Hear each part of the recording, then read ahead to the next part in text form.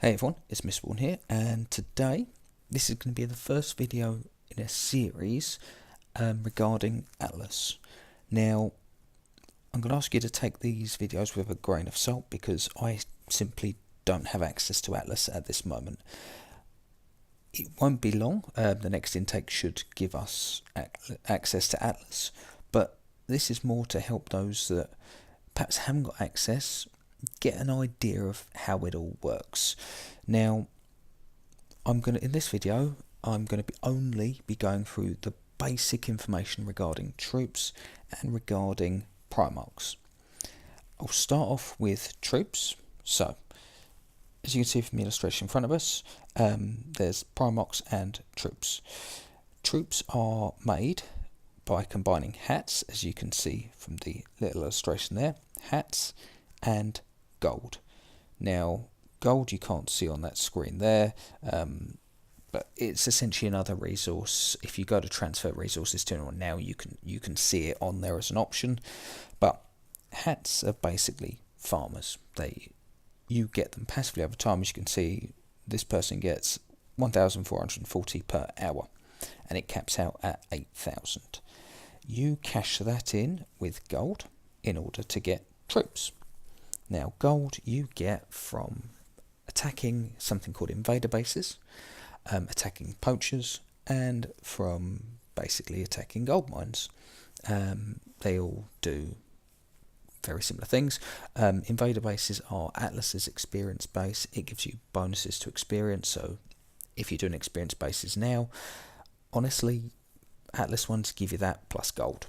So, no, there's no losses there. Now, I'll come back to what troops actually do for you later on.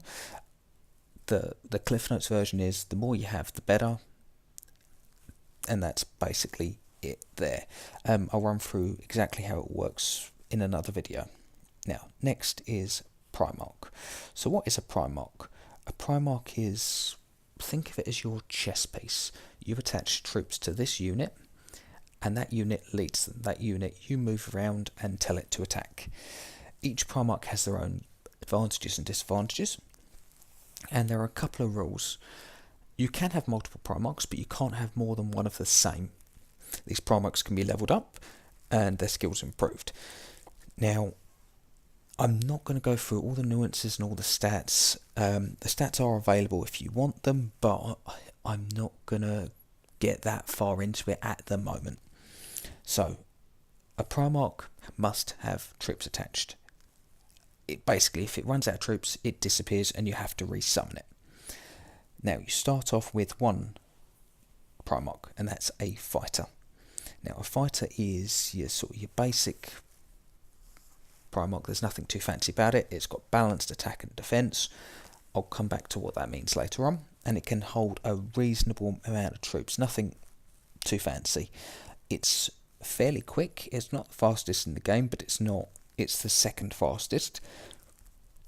Now, what speed means is that means the time it takes for it to cross across the map. That's basically what it is. Moving from A to B, how fast it does that. Now, once a fighter reaches level 5, you unlock the rest of the Primarchs.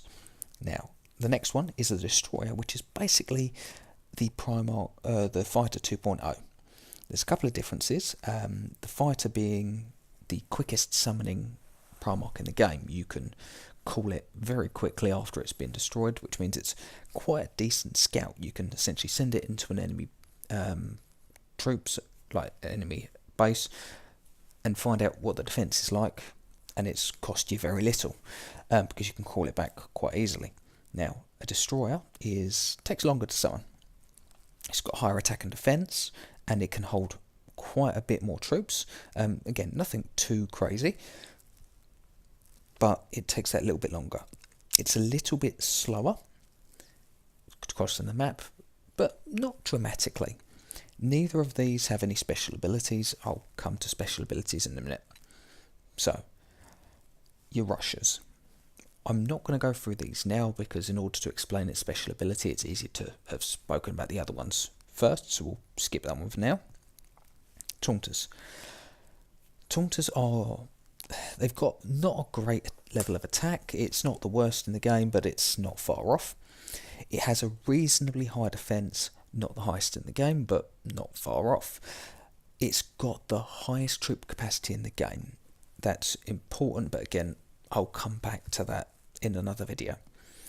It isn't very fast, and as you might be expecting from this, it's not the slowest in the game, but it's not far off. Now, this has the highest troop capacity, full stop, which, without going into too much detail, means it's designed to take the damage. Its special ability forces things to attack it. So as you can see here, when an enemy attacks a Primarch at a location with a team Taunter present, the Taunter will become the target of the attack instead. After losing 10% of its troop count, the Taunter's taunt ability will go on cooldown for an amount of time based on the Taunter's level. A Taunter can only taunt a Primarch with fewer troops in itself. So that basically is how that works. It can also lock that target down at the location. So, no, that's not that one. That's the Russia. I'll come back to that in a minute. But basically, it takes the hits. You use that to protect your vulnerable targets. So, next is the Sieger. Now, this is the highest attack powered Primarch in the game. It also is the lowest defense. It's got an okay amount of troops. Again, nothing to write home about. Very comparable to the Destroyer.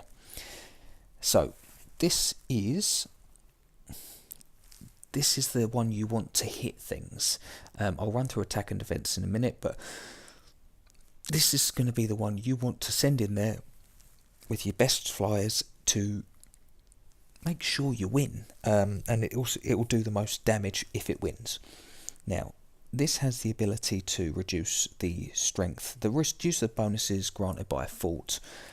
I'm not going to go through that fully because, again, forts will cross later on. Just know that any bonuses they get, sieges can reduce, and multiple sieges can reduce this multiple times.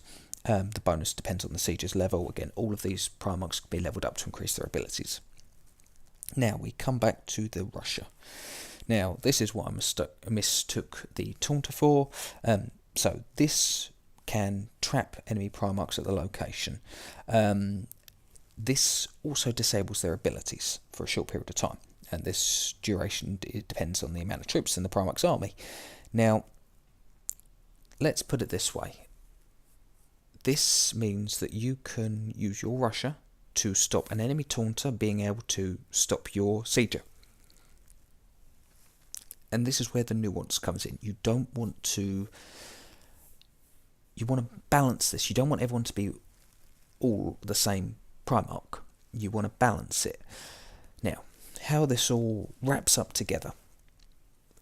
I'll go into attack and defense. So, if you're attacking something, you want to be attacking with the highest attack power you've got. You want to be hitting the lowest defense power Primarch of the enemy team. If the difference between the attack power of the attacker and the defense power of the defender directly affects the amount of damage you do and the amount of damage you take, i.e. troop losses. So if you've got a much higher attack than your defender's defense, then you will do a lot more damage and take less damage yourself. And that's what you want. So, going back to these Primarchs, that means you want your sieges to be doing the attacking. Ideally, because sieges have the lowest defense in the game, you want your sieges to be hitting their sieges. But you don't want your sieges being hit.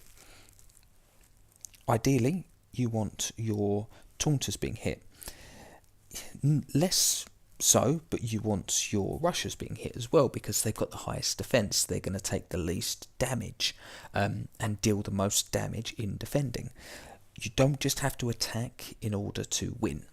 You can do damage by blocking attacks and beating the attackers. Now, there's a number of different things that affect what you get when you win when any fight happens, so whether it's a win or a loss. The difference between the attack and defense is one. The result of the fight, if it's a 5 flame or a 4 flame or a 3 flame or a fail, those things affect how much damage you do. Now, how the meta would work, you would want to attack enemies with your sieger. Let's say, for example, you're attacking a sieger and a taunter. You'd want to have your sieger, you'd want to have your taunter, ideally, and you'd want to have your rusher. You would want that rusher to stop that taunter from stopping your sieger from hitting their sieger. You'd want to be able to stop that Primarch's ability to redirect that attack, so you do the most damage for the least loss. You'd want the taunter around to make sure no one sneaks up and tries to take your sieger out, and therefore basically get rid of your attack power. And that's where the strategy comes in. Bear in mind, multiple of these Primarchs are going to be dotted around at any time. You can see how the strategy is going to play out. You're going to want to have your hit and runs. You want your destroyers to get in there quickly to attack. You want to send your taunters to protect your high-valued troops. You want your rushers to be getting there quickly because they're very fast to route reinforcements in place or disable Primarchs. And that's sort of where the strategy comes in. Now, what do you get when you win an attack? Or when you do an attack? The more troops you kill, the more glory you get. Glory is basically experience with a prettier name. Your Primarchs level up based on the amount of glory they get. So, in order to level up your Primarchs, you want to hit as profitably as you can, so you keep as many troops as you can and cause as much damage as you can. Because if you run out of troops, you lose your Primarch and you start all over again. But that is basically how it works. I'll run through specifically how troops affect this in another video and things like that. But hopefully this has given you a bit of an idea of how the whole thing works, how the Primarchs work together, how they differ, and maybe give you an idea of what you'd like to play.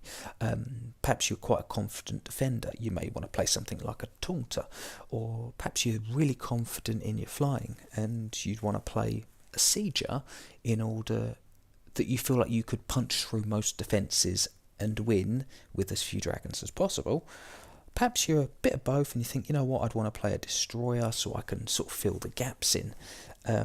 Or perhaps you want to be that hit and run, sort of, I'm going to stop that person and keep my team alive. I'm going to root this person so they can't get away, or turn this person's ability off to protect my team.